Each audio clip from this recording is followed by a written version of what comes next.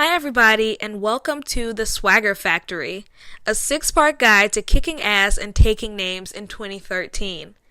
My name is Elsie Coleman. I'm the founding editor of the blog Color Girl Confidential, and I'm leading the charge to make 2013 your most awesome year yet. And today, we're going to be talking about Margaritas, Mayhem, and making your own damn luck. So, not a bad way to start things off if you ask me. Now, most people think that in order to live a fabulous life, and I'm talking lifestyles of the rich and the famous, Kim Kardashian shoe closet, glamorous job, world travel, whatever it is that comes to your mind when you think about what it means to live a fabulous life, that you either have to be rich or lucky. Most people are wrong. So I'm going to use myself as a case study. And those of you who have been following Color Girl Confidential for a while know some of these details about me.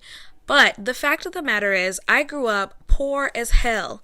Then I went to college and directly into the nonprofit sector.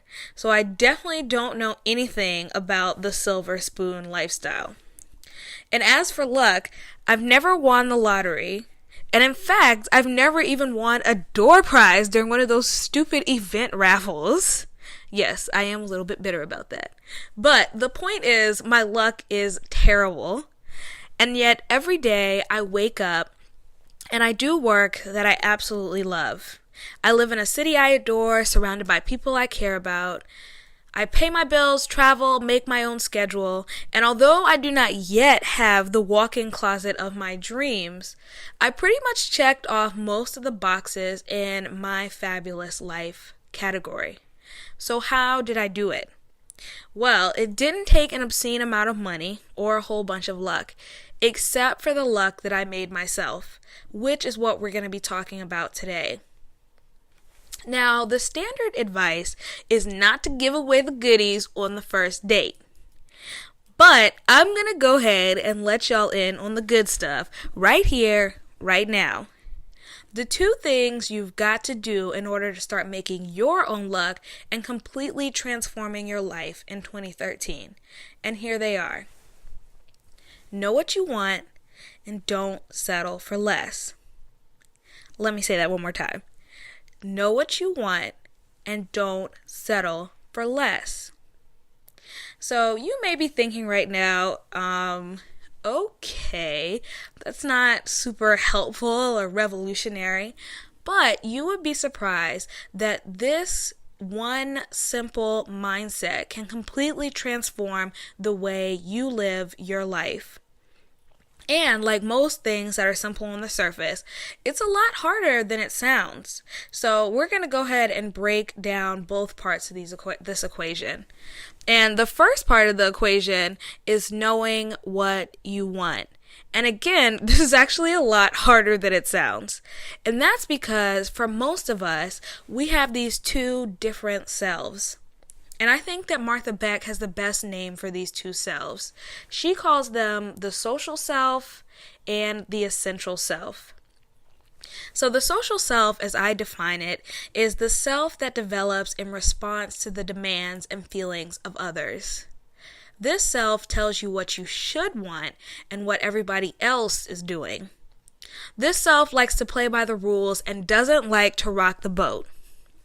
Meanwhile, your essential self is the unique core and soul of who you are.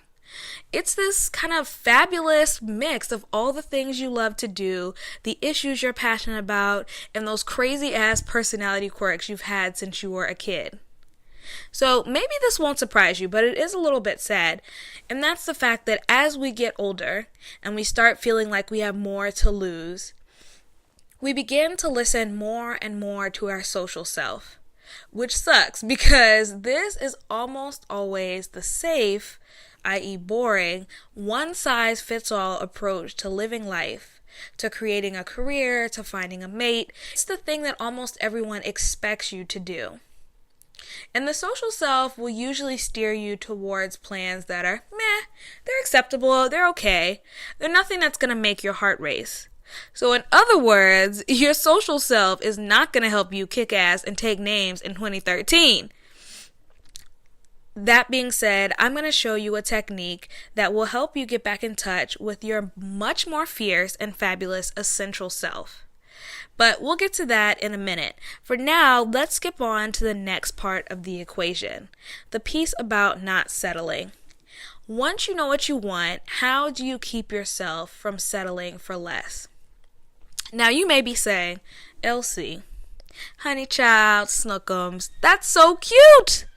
But my dream is to sail around the world on $1 million yacht and have Shamar Moore give me a foot massage every night at 6 o'clock. And I don't see that happening anytime soon. So what is this mayhem you're trying to bring into my life talking about not settling for less? So, all right, you have big dreams. Settle down. There are still 2 ways to approach 2013 with your big dreams in mind and a determination not to settle for less than you really want or deserve. The first approach is what my fiance would eloquently call the balls to the wall approach. He's a charmer.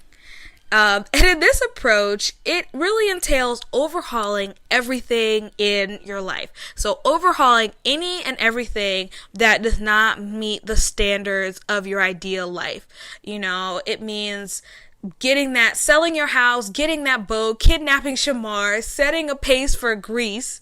It just going the whole shebang. And in addition to that, probably being mildly illegal, for most of us, it's just a little too intense. I mean, that's why resolutions don't always work. It's because we set these huge goals, we say we're going to quit things cold turkey, and that's a lot more challenging than it sounds when we're making the resolutions or writing it down on our to-do list. Your second option then is something called the law of the incremental upgrade, which is a concept that was introduced to me by Denise Duffield Thomas, author of the book Lucky Bitch, which you should definitely check out at some point. And I love this idea because it's all about, incrementally, which means in small steps, upgrading your life to the point where you are living the ideal life. You are doing the thing that you really want and not what everybody tells you should want, but the thing that you really want. And Denise has this simple kind of 4-step formula, which I think is pretty awesome.